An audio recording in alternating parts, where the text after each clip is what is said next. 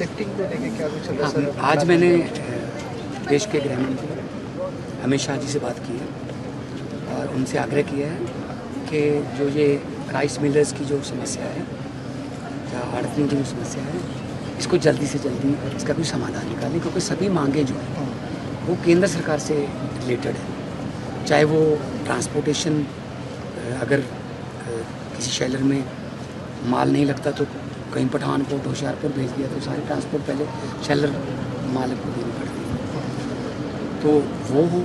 चाहे वो ड्राइएज जो सूख जाता है, क्योंकि मिलिंग चलेगी नवंबर के एंड में, मई तक मिलिंग चलती है, तो तब तक वो सूख जाता है। 67 kg होता है जो अलाउड है, वो 60 कई बार 63 भी रह जाए, तो उनकी बात उनकी मानिए। ड्राइएज का जो कंपनसेशन है वो दीजिए, है ना। और पंजाब से रिलेटेड जो शेलर वालों का आड़तियों का था, वो हमने लगभग सभी मांगे हमने उनकी पूरी कर दी। पंजाब से रिलेटेड कोई समस्या नहीं है। मैं दिल्ली लेके भी गया था उनको, कल भी उनकी मीटिंग है। मैंने गृह मंत्री जी से, अमित शाह जी से यही आग्रह किया, कल मिलने आ रहे हैं। पंजाब सेंट्रल पूल में सबसे ज़्यादा योगदान देता है, 180 लाख मीट्रिक टन इस बार धान आएगा, लेकिन 120 लाख मीट्रिक टन चावल जो है वो पिछले साल वाला पड़ा है। तो विश्वास टूटा हुआ है उनका, राइस मिलर्स का, कि पहले वाला नहीं उठाया जी, इस बार क्या क्या होगा। तो पीडीएस में देना है, चाहे आपने एक्सपोर्ट करना है, जैसे भी करना है, हम एफसीआई का माल है, सेंटर का माल है, तो उठाइए उसको। और जहाँ पे स्पेस बने और आगे वाली मिलिंग के लिए जो पहले सर्कल चलता था वो सर्कल चले। हम किसान के साथ हैं, हम आड़तिये के साथ हैं, शैलर सबके साथ हैं। जो धान का जो सीज़न है हमारे लिए सीज़न नहीं है, फेस्टिवल है। इकॉनमी हमारी इस पर बहुत डिपेंड करती है, बहुत आर्थिक जो पंजाब की आर्थिकता है इस पर निर्भर है। तो मुझे उम्मीद है कि आदरणीय गृह मंत्री जी कल उनसे मीटिंग करके उनकी समस्याओं का समाधान करेंगे।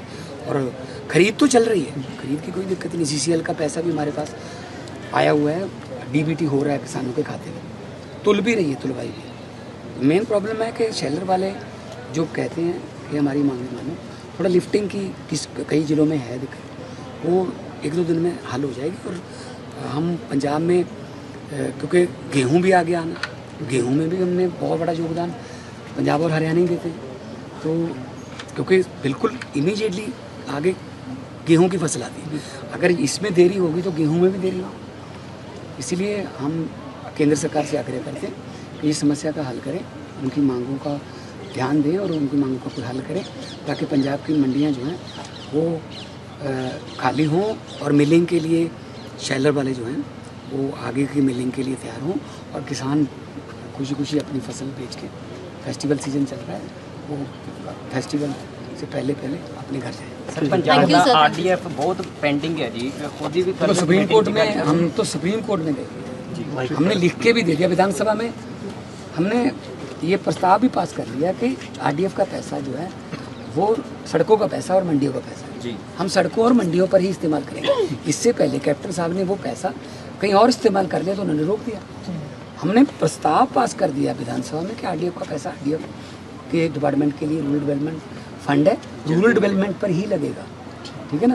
तो उम्मीद है कि वो पैसा भी जारी कर दें। NHM की तो शायद वो कर रहे हैं, तो RDF का पैसा भी जारी कर दें। हमें सुप्रीम कोर्ट में जाने की क्या जरूरत है। केंद्र सरकार का फ़र्ज बनता है कि जो स्टेट का हक है वो हमको भी थोड़ी मांग रहे हैं, स्टेट का हक जो बनता है वो हमें मिलना चाहिए।